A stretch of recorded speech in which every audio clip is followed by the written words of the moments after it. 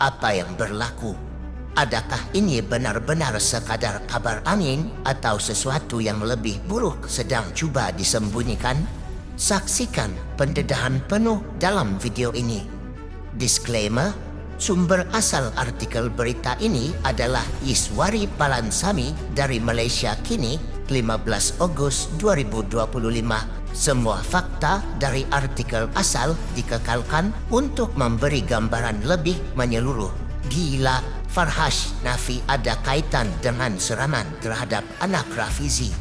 Ahli politik yang kini bergelar usahawan, Farhash Wafa Salvador Rizal Mubarak, menafikan kabar angin yang mengaitkan dirinya dengan serangan terhadap anak ahli Parlimen Pandan, Rafizi Ramli.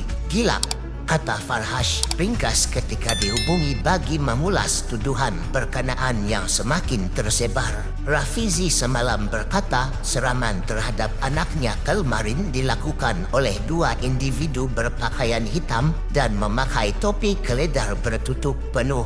Dalam sidang media di Parlimen, Rafizi berkata serangan itu mungkin berkait dengan pertemuannya baru-baru ini bersama sekumpulan pemberi maklumat yang memiliki maklumat mengenai skandal melibatkan individu tertentu. Bekas Menteri Ekonomi itu berkata dia telah membongkar banyak kes sebelum ini. Namun, ini merupakan kali pertama dia dan keluarganya menjadi sasaran ancaman. Rafizi tidak menamakan individu yang terlibat, namun dalam beberapa minggu kebelakangan ini, bekas timbalan Presiden PKR itu ada meminta SPRM membuka kertas siasatan terhadap Farhash yang namanya didakwa berkaitan skandal perlomdoman arang batu. Rafizi berkata dia mahu mengetahui punca serangan itu tetapi menyerahkan kepada pihak polis untuk menentukan sama ada terdapat kaitan secara langsung.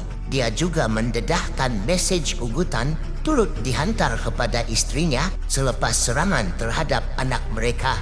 Salah satu mesej itu didakwa mengugut anak mereka dengan jangkitan virus AIDS. Mesej itu berbunyi, "Diam, andai teruskan AIDS," dan disertakan dengan 3 emoji picagari dedah Rafizi. Ketua Polis Selangor, Syazeli Kahar semalam berkata pihak polis akan menyediakan kawalan keselamatan kepada keluarga Ramli susulan insiden tersebut. Syazeli berkata siasatan menyeluruh melibatkan pelbagai aspek sedang dijalankan oleh kontingen Polis Selangor dengan bantuan Jabatan Siasatan Jenayah Bukit Aman.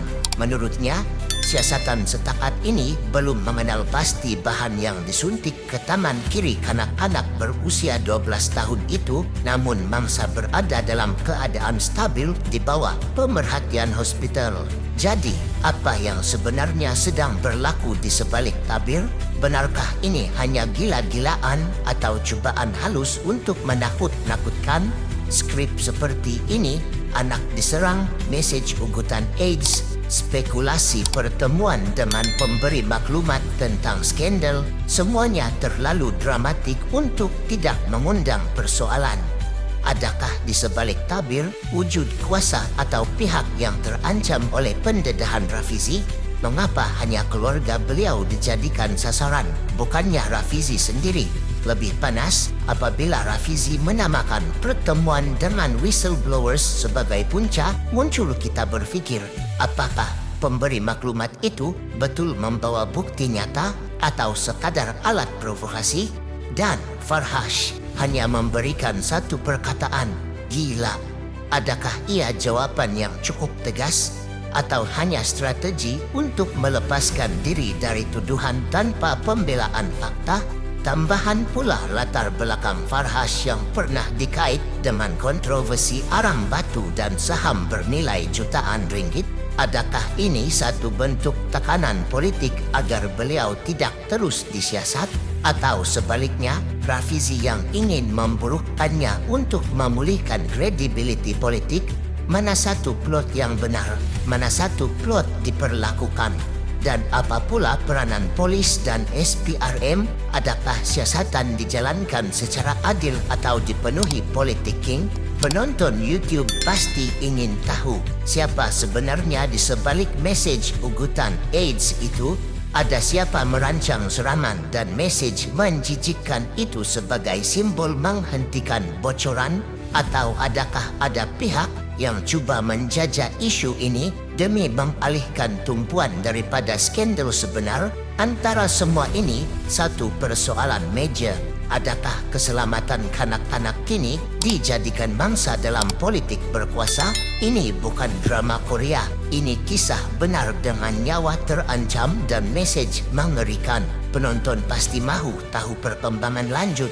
Adakah polis akan dedahkan siapa mastermind? Adakah siasatan SPRM terhadap Farhash akan digerakkan? Dan apakah Rafizi akan terus berjuang hak rakyat tanpa gentar walaupun keluarganya menjadi sasaran? Nantikan sambungan kisah ini.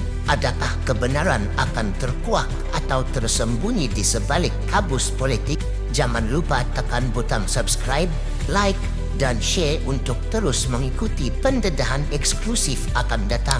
Kerana dalam dunia politik, ada kalanya kebenaran lebih pelik daripada fiksyen. Kita jumpa lagi.